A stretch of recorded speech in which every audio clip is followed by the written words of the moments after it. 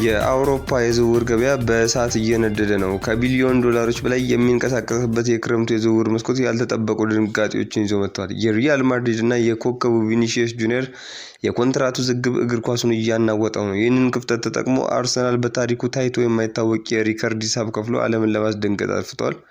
በሌላ በኩል ደግሞ ማንቸስተር ዩናይትድ የጀርባ አጥንቴን በምንም ዋጋ አልሸጥም ሲል ግትር አቋም ይዟል። ሊቨርፑል ደግሞ የፓሪስ ሴን ጀርመን ወጣት ኮከቦችን በድብቅ እየተከታተለ ባለበት በዚህ ሰዓት ቼልሲ ኮከቤን አትንኩብኝ በማለት አስፈራኝ ማስጠንቀቂያ ሰጥቷል። ይህ የሜዳ ላይ ጦርነት ብቻ አይደለም። ፖለቲከኞች የጣሊያንን ብሔራዊ ቡድን ሹመት ላይ እጃቸውን ሲያስገቡ፣ በሌላ በኩል ደግሞ ለታዳጊዎች ጤና ሲባል ኳስን በጭንቅላት መግጨትን የሚከለክል አዲስ የእግር ኳስ አብዮት ተነስቷል።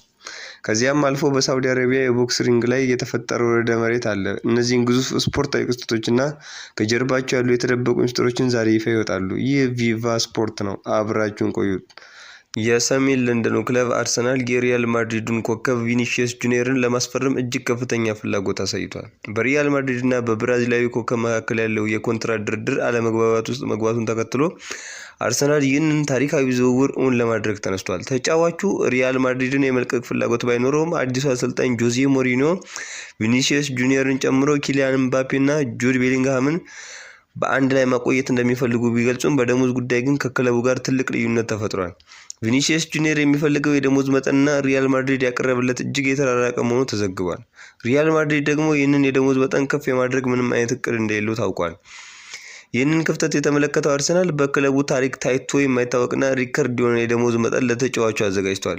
የቴሌግራፍ መረጃ እንደሚያመለክተው ሪያል ማድሪድን ተጫዋቹን ለመሸጥ ከወሰነ አርሰናል በሳምንት 470,000 ፓውንድ ለመክፈል ተስማምቷል። ይህ የፋይናንስ ጥንካሬ አርሰናል በቻምፒዮንስ ሊግ ተፎካካሪ ለመሆን ያለውን ትልቅ ምኞት ያሳያል።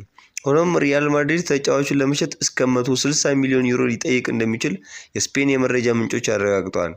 የአርሰናል የዝውውር ዶሚኖ እና የጁሊያን አልቫሬዝ ምትሃት የአርሰናል የዝውውር መስኮት እስካሁን ዝግ ባለ መንገድ እየሄደ ቢመስልም ከጀርባ ግን ትልልቅ ስራዎች እየተሰሩ ነው። እስካሁን በይፋ ክርስቶስ ዞሊስን ማስፈረማቸው ይታወቃል። ነገር ግን የክለቡ ዋነኛ ኢላማ የሆኑት ጁሊያን አልቫሬዝ እና ብሩኖ ጊማሬሽ ዝውውር በጉጉት እየተጠበቀ ይገኛል። የካዴና ሴር ራዲዮ ጣቢያ ይዞት በወጣው መረጃ መሰረት አትሌቲኮ ማድሪድ ጁሊያን አልቫሬዝን ለተቀናቃኞቹ ሪያል ማድሪድ እና ባርሴሎና መሸጥ አይፈልግም።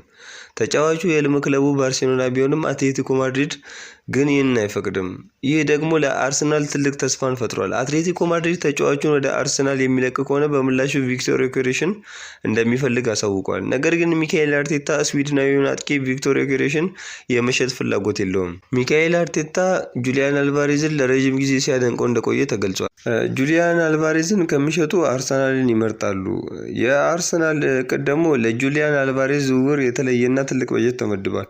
በሌላ በኩል ብሩኖ ጊማሬሽን በተመለከተ የኒውካስትል ዩናይትድ አሰልጣኝ ኤዲ ሃው አስተያየታቸውን ሰጥተዋል። አሰልጣኙ ከተጫዋቹ ጋር ጥሩ ግንኙነት እንዳላቸው ገልጸው በክለቡ ቢቆይ ሁላችንም ደስ ይለናል፣ ነገር ግን በመንገዱ ላይ አንቆምም ሲሉ ፍንጭ ሰጥተዋል። አርሰናል ለዚህ ዝውውር የገንዘብ ጥያቄውን ከፍ አድርጎ ለማቅረብ ዝግጁ መሆኑን ተዘግቧል።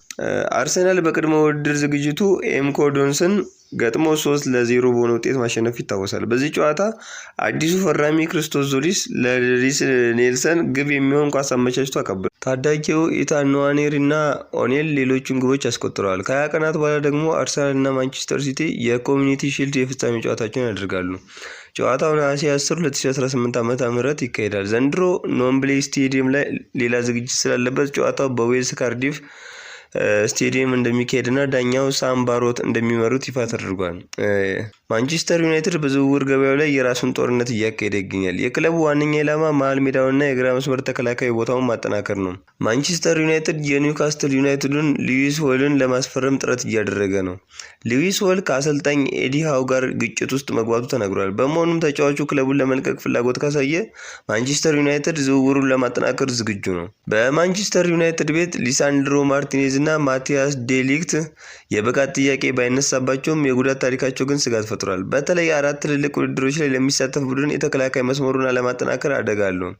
ወጣቶቹ ሌኒ ዮሮ እና ሃሪ አማስ ታላቅ ክህሎት ቢኖራቸውም ሸክሙን ብቻቸው ሊሸከሙት አይችሉም። ሆኖም ክለቡ ሊሳንድሮ ማርቲኔዝን የመሸጥ ምንም አይነት እቅድ እንደሌለውና ከእረፍት ሲመለስ አዲስ ኮንትራት እንደሚያቀርብለት ተረጋግጧል። ጆሹዋ ዚርክዚ በጣሊያን ቦሎኛ ድንቅ ጊዜ አሳልፎ የመጣው ይህ አጥቂ በፕሪሚየር ሊጉ የሚጠበቅበትን ባለ ባለማሳየቱ ዩቬንቱስን ሊቀላቀል እንደሚችል እየተነገረ ነው። ዩቬንቱስ ራንዳል ኮሎሙአኒን ማግኘት ካልቻለ ዚርክዝን አማራጭ ያደርገዋል። ዚርክዚ የሚለቅ ከሆነ ማንቸስተር ዩናይትድ የአስቶን ቪላውን አጥቂ በ40 ሚሊዮን ፓውንድ ለማስፈረም ይሞክራል።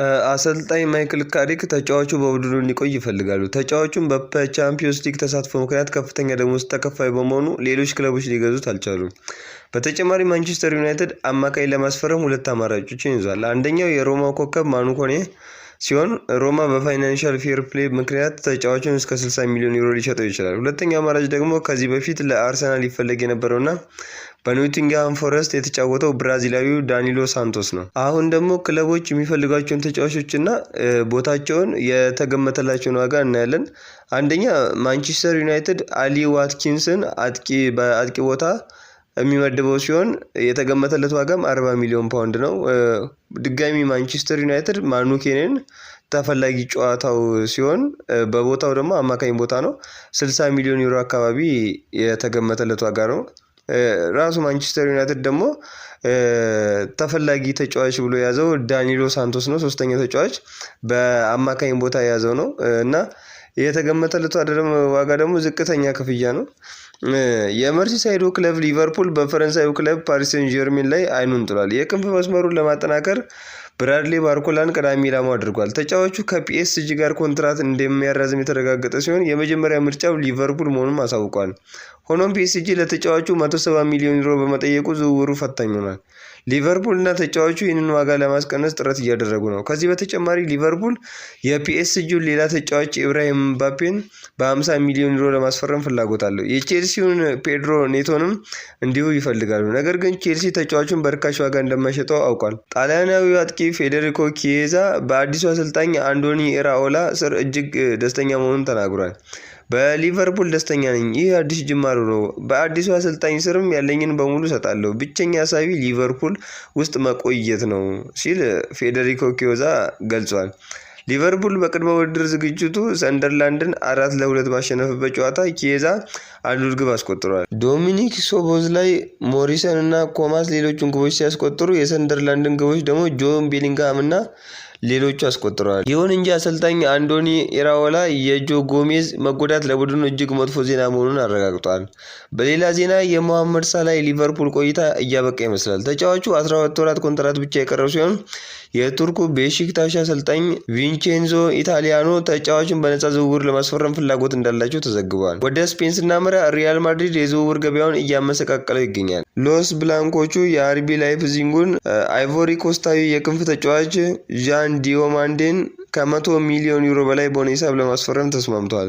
ተጫዋቹ የ6 ዓመት ኮንትራት ይፈራረማል።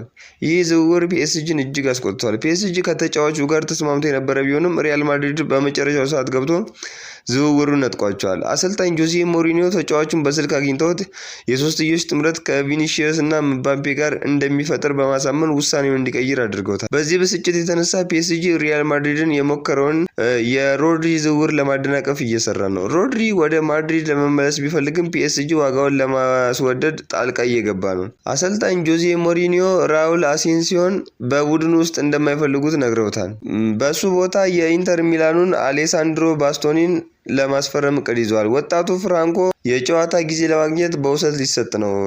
በቼልሲ በኩል አዲሱ አሰልጣኝ ዣቪ አሎንሶ ቡድኑን ወደ ትክክለኛው መንገድ እየመለሱት ነው። ሮሚዮ ላቪያ እንደተናገረው የ2026 ዓለማችን ከአዲሱ አሰልጣኝ ጋር ወደ መሰረታዊ ነገሮች መመለስ ነው ብሏል። የፊት መስመር ተጫዋቹ ጄሚ ባይኖ ጊተንስ የቼልሲን የዘንድሮ ግብ ሲገልጽ የፕሪሚየር ሊጉንና የኤፍኤ ካፑን ጨዋታ ሁሉንም የሀገር ውስጥ ዋንጫዎች ማሸነፍ እንፈልጋለን ብሏል።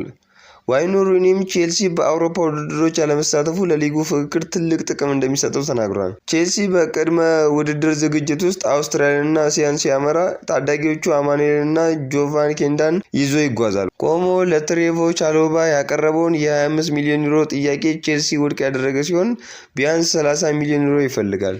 የጣሊያን ብሔራዊ ቡድን አንድሪያ ፒርሎን አሰልጣኝ አድርጎ ለመሾም ቢስማማም ፒርሎ የሩሲያ ስፖርት አምባሳደር በመሆኑ ፖለቲከኞች ሹመቱን አግደውታል።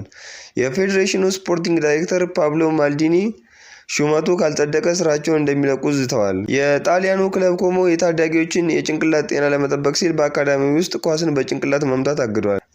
ጄደን ሳንቾ ከማንቸስተር ዩናይትድ ጋር ከተለያየ በኋላ የኳታሩን አልራያን ሊቀላቀል ተቃርቧል። በሳውዲ አረቢያ ጂዳ በተካሄደው ፍልሚያ አንቶኒ ጆሹዋ በመጀመሪያው ዙር 2 ጊዜ ወድቆ ከተነሳ በኋላ በሁለተኛው ዙር ክርስቲያን ፕሬንጋን በማሸነፍ ታላቅ ድል አስመዝግቧል።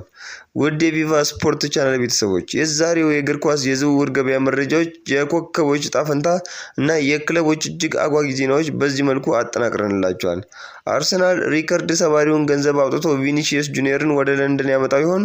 ማንቸስተር ዩናይትድ እና ሪያል ማድሪድ በዝውውር ገበያው ምን ይፈጥራሉ? ሀሳባችሁንና ግምታችሁን ከታች ባለው የኮመንት መስጫ ላይ እንድታስቀምጡልን። ይህንን ቪዲዮ ከወደዳችሁት ላይክ ማድረጎን አይርሱ።